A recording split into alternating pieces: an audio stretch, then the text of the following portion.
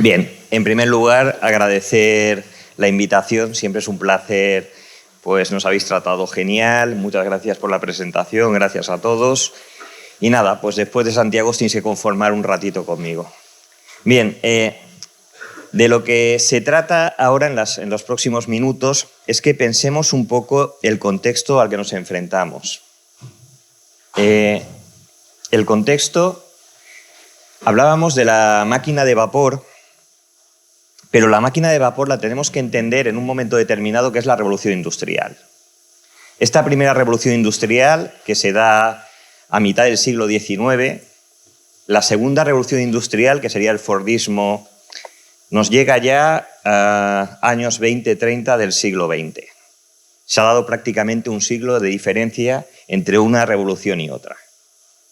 Será luego en medio siglo, cuando llega la revolución de los ordenadores, ya se ha reducido el tiempo de un cambio brutal, se ha reducido a la mitad.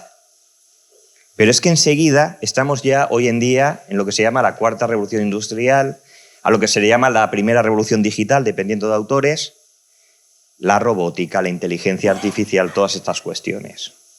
Entonces, el mundo está cambiando a una velocidad que dificulta mucho la posibilidad de entender, especialmente los que más nos ven en nuestras parroquias, que son los jóvenes. Antiguamente, cuando hablábamos siglo V a.C., Platón, están en un mundo que los abuelos han vivido el mismo tiempo que los nietos. Los abuelos se entienden con los nietos. Yo hoy ya no entiendo a mis hijos, no entiendo a mis alumnos. Están en otros planos, en otras cuestiones. Entonces, el problema al que nos enfrentamos es un problema de cambios muy rápidos a los que difícilmente nos podemos adaptar.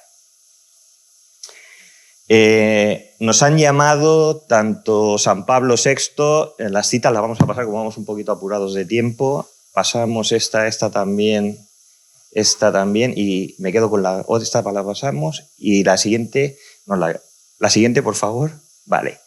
Si una parroquia se muestra capaz de renovarse y de adaptarse constantemente, sigue siendo la Iglesia que vive en medio de los hogares de sus hijos e hijas. Y eso nos lo ha dicho Francisco. La parroquia se tiene que renovar. Y se tiene que renovar porque ya no es una cuestión negociable. Es una cuestión de seguir cumpliendo nuestra función o no. ¿Por qué? Porque el mundo en el que estamos está en constante transformación. ¿Cuál es el problema? Que aquí estamos a gusto. Hoy aquí yo estoy entre amigos. En la parroquia se está calentito y cuando sales hace frío. De hecho, hay autores, por ejemplo, Rob Dreher es un autor estadounidense que defiende la opción benedictina. Hoy en día los cristianos, ante una sociedad que les es hostil, lo que tienen que hacer es encerrarse, seguir trabajando en comunidades cada vez más cerradas, aislarse de un mundo que les corrompe. Y es verdad. Es que hoy en día salir a la calle y presentarte como católico, es complicado a veces, ¿eh? Pero también seríamos muy egoístas si hubiéramos encontrado una forma de ser felices y no quisiéramos compartirlo con el resto. Entonces, a pesar de que estamos en un círculo de confort, que puede ser nuestra parroquia, nuestra comunidad, no podemos ser tan egoístas para quedarnos dentro. Porque tenemos que dar la buena nueva y compartir la alegría con el resto. Si no, porque la base de toda parroquia es evangelizar. Y a veces se nos olvida, porque en un mundo hostil, vamos a llamarle, al menos aparentemente, se está muy bien cuando estamos entre nosotros. Y este cambio de época nos determina que las parroquias ya no son espacios de mantenimiento de fe, son espacios para engendrar fe. Y esto es muy importante que lo planteemos desde este punto de vista. Antiguamente te venían los chavales a catequesis y venían formados en sus casas, en sus escuelas. Pero es que los barrios funcionaban con los tiempos litúrgicos, con las fiestas cristianas. Hoy en día, ¿qué fue ayer? El Black Friday. ¿Qué santo es ese? Funcionamos con otros ritmos, otros tiempos. Y cuando te viene un chaval en catequesis, no sabe lo que es un pecado. Entonces, la parroquia ya no se puede concebir como ese espacio en el cual venía la gente y era un espacio amable para seguir fortaleciendo la fe. ¿Fortalecer el qué? Si vienen sin fe. Entonces, antiguamente que teníamos una familia, que era la continuidad y la tradición, una escuela que daba seguridad, un barrio que cuidaba y daba descanso a la gente, nos hemos encontrado con estos 4 términos que tenemos que trabajar y tenemos que conocer perfectamente. Por un lado, cada vez vivimos en una sociedad más desvinculada. En Inglaterra se ha tenido que hacer un ministerio de la soledad. Millones de personas no se relacionan con nadie más que la gente que encuentran en el trabajo. Los problemas de salud mental se están reproduciendo en jóvenes. Y tenemos problemas de soledad. ¿Cuántos de aquí estáis solos en vuestras parroquias? La sociedad nos necesita. Pero lo que sucede es que estamos en una sociedad de radical individualismo. Cada uno va a la suya. Eres más maduro cuanto menos necesitas de los demás. Pero frente a la ilusión de la autosuficiencia, tenemos la dura realidad de la vulnerabilidad. 3 momentos en nuestra vida para quien diga que no se necesita nunca a nadie. Cuando somos niños, cuando somos muy mayores y cuando estamos enfermos, tenemos experiencias indiscutibles de vulnerabilidad que apagan la ilusión de la autosuficiencia. Secularización. El tema de la secularización es diferente. La secularización en Estados Unidos a la secularización en Europa.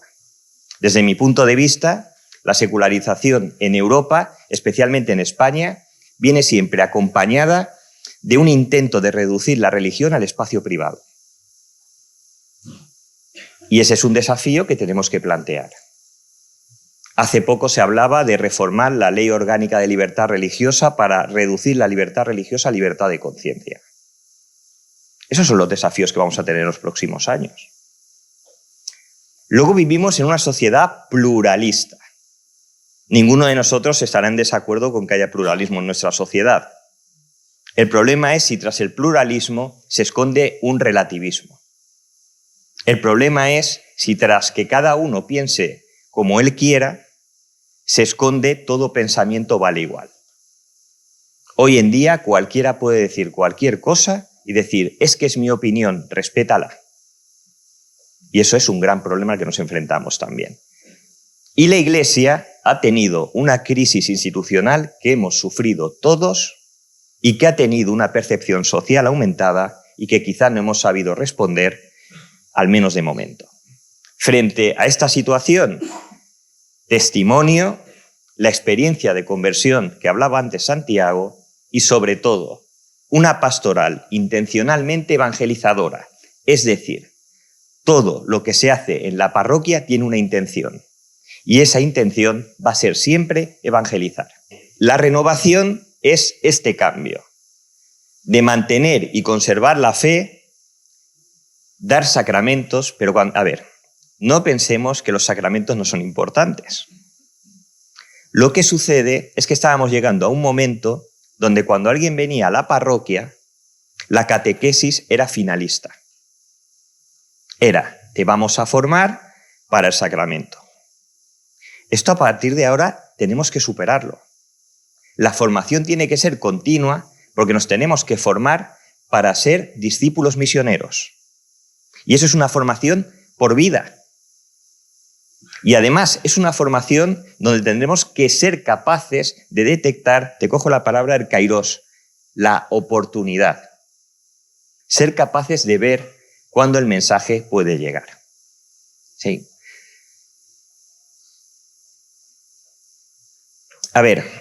Datos, fríos datos. tenéis en la parte de arriba el porcentaje de españoles que se declaran católicos. Vamos viendo que cada vez son menos. También es interesante porque en otros estudios hay un porcentaje que se declaran católicos culturales, pero sin embargo cuando les preguntas si leen la Biblia o creen en el Dios de la Biblia, se reduce también el número. Pero bueno, vamos a basarnos en estos. Podemos ver que prácticamente es un espejo. Hay una simetría entre los que se declaran católicos practicantes y aquellos no creyentes. Vemos que los que son creyentes de otras religiones se mantienen, son la línea de abajo. Eso es una buena noticia porque los no creyentes habitualmente es gente próxima al catolicismo que están esperando que les hagamos un primer anuncio.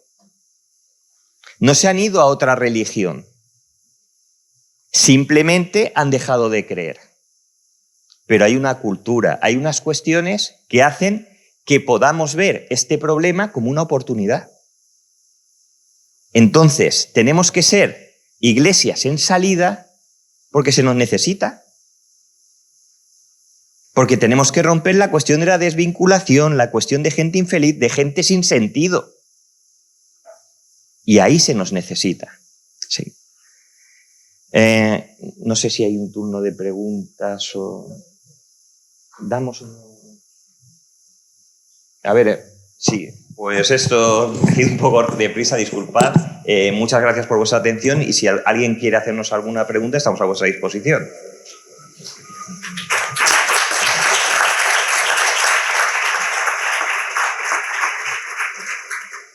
Os recordamos que toda la sesión de esta mañana está siendo grabada y va a estar disponible luego colgada en la web del Instituto Teológico, ¿vale? Entonces que podemos hacer uso de ella para después refrescar y pensarlo.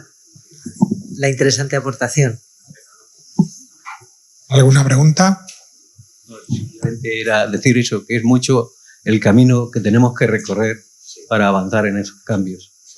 Que desgraciadamente hoy en la iglesia que tenemos los tenemos limitados. Sí. También por nuestra forma de ser, por nuestra forma de ver las cosas durante tanto tiempo y tantos años. Sí. Tal como ha explicado muy bien aquí el señor Pons. Sí, pero muchas gracias. Lo del tiempo, es verdad que yo al principio cuando preguntaba también, oye, ¿y esto? ¿Cuánto tiempo se puede conseguir? Decía, no, pues transformar una parroquia pues pueden ser 10 años, 12 años. Y me quedaba y digo, ahora lo vivo con mucha paz. Lo vivo con mucha paz. Porque no tenemos que estar obsesionados con la meta. Hemos de estar obsesionados por el camino. Y este es nuestro pequeño camino. Es decir, lo que importa no es llegar aquí. Lo que importa es que lleguemos todos y que nos acompañemos en ese camino. Eso es lo importante, porque si no, si estás mirando la meta, eso te genera ansiedad. Fijaros, cuando a Jesús le preguntaban, ¿cuándo será el final de los tiempos? ¿Cuál es la respuesta de Jesús? Nadie sabe el momento, solo el Padre. ¿Por qué? Porque eso nos obsesiona y nos crea mucha ansiedad. No. Es decir, aquí lo importante es qué pequeño paso voy a dar, qué pequeño cambio se va a producir, porque eso significa que estamos en el camino, estamos cambiando. Y recordad que Jesús se nos presenta no solo como el alfa y el omega, sino como el camino. En cuanto damos el primer paso, estamos con Jesús. Es decir, que no nos agobie, si eso será mucho tiempo o poco tiempo. Eso no nos debe preocupar. Nos debe preocupar que nos pongamos en camino. Pero sí, es un proceso largo, sí, claro. La construcción de la cristiandad no fue un proceso que se hizo en 100 años. Costó mucho. Bueno, bien, pero a nosotros nos toca otra cosa. Es sobre todo desterrar esa famosa frase que dice, es que siempre lo hemos hecho así. Creo que es la peor frase que podemos dar si queremos avanzar en ese camino de progreso. Cuando escuches esa frase de nuevo, piensa en la polilla. Piensa en la polilla, que ella siempre lo había hecho así y vamos, se la comían viva, ¿eh?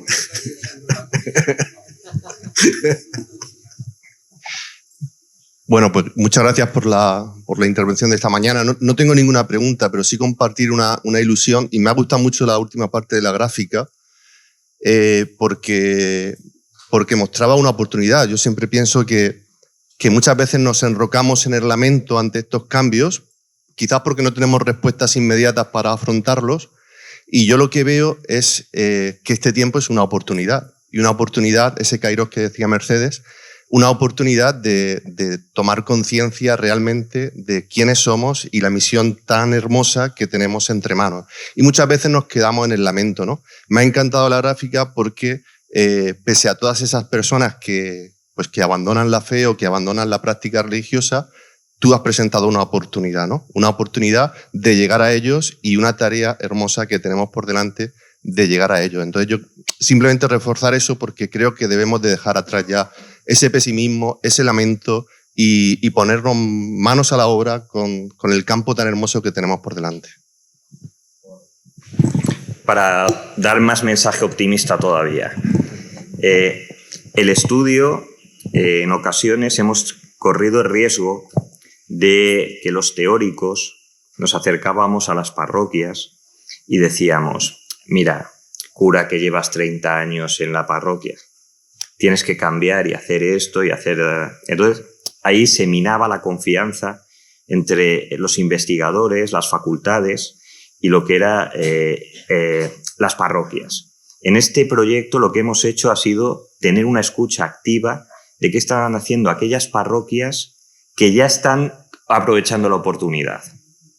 Entonces, en este caso, todo lo que vais a ver después es llevar reducir a prácticas todo lo que está teniendo éxito en muchas parroquias alrededor de España.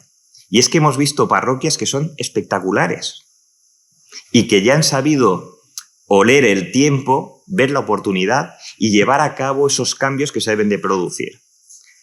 Nota a pie de página. Esos cambios no serán los que funcionan en un sitio, no funcionan en otro, pero lo que sí que vemos es que ofrecer guías, al menos para ir probando cosas que ya han funcionado, puede ser muy útil. Entonces, lo que sí que ya hay es parroquias que están funcionando en una nueva línea, que además en ocasiones no se conocen, pero están haciendo lo mismo.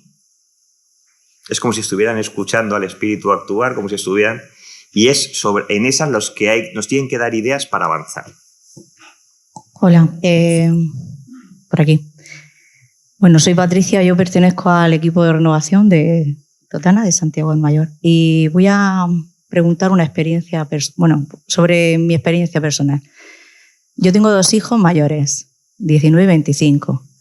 Sí que es verdad que desde el principio, en mi casa somos católicos, sí que no es verdad que llevamos poco tiempo lo que es dentro de la iglesia, pero siempre mis hijos han ido a un colegio religioso. Vale, pues ellos están cerrados completamente. No quieren saber nada. ¿Cómo se llega a estos jóvenes? Porque se les propone y no quieren. O sea, estarían en la línea esa de que no estoy en ninguna religión. ¿Cómo se llega si se cierran? Están cerrados completamente. Bueno, no sabría decirte ninguna fórmula sobre eso, pero sí, pero escuchad una cosa. A raíz de la gráfica que nos ha mostrado José Luis, hay una categoría, la categoría creyente, no creyente, hoy no funciona. Aunque ese hijo tuyo o ese joven diga, a mí déjame tranquilo, no pensemos que es un no creyente en ese sentido. Es decir, ¿por qué digo eso? Porque muchas veces los creyentes no saben muy bien en qué creen. Y los no creyentes tampoco saben muy bien en qué no creen. Es decir, no hemos puesto esta vez la gráfica, pero un estudio que se ha hecho este año en 26 países europeos, muy extenso, pero una de las preguntas que hacía a España era, bueno, ¿te defines como cristiano? Vale. Algo así como el 53 o 55% se definían como cristianos. Pero después hacían otra pregunta a toda la población y decía, ¿el Dios en el que crees es como el que se revela en las Escrituras? Para un cristiano diríamos que sí, ¿no? Bueno, pues habiendo un 53 que se habían declarado cristianos, un 26 solo decían que el Dios en el que creían se parecía al que se describe en la Biblia. Y entonces yo me preguntaba, ¿y el otro 20 y pico % en qué Dios cree? ¿Me entendéis? Es decir, estamos en un momento en que lo de creyente no creyente son fronteras muy difusas. No, creen en otras cosas. Pero fijaros, la distinción es más bien no entre creyente y no creyente, sino en personas que están en búsqueda y personas que no buscan. Muchas gracias, Santiago. Sí, ya está, simplemente era eso. Estamos en tiempo, luego a lo mejor tenemos posibilidad de más diálogo. Yo solamente terminar diciendo que empezábamos con las palabras ilusionante, apasionante. Tenemos otra palabra importante que tenemos que poner sobre la mesa, que es esperanza. Y no echarnos nosotros mismos más carga de la que el Señor nos echa.